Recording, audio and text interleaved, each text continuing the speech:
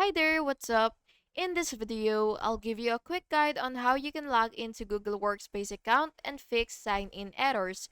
So, the first thing that you will have to do is go to workspace.com.google.com, and once you're here, you will just have to open your Gmail app or click admin console. So it really depends on the layout of your screen.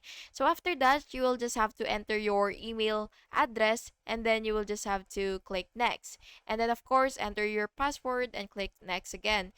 If you get a wrong password error, you will just have to click forgot password to reset it.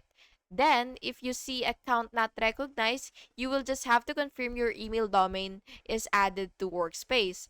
For two-factor authentication issues, you should check your Google Authenticator or backup codes. And for the last one, you will just have to clear browser cache or try incognito modes if this kind of errors persist.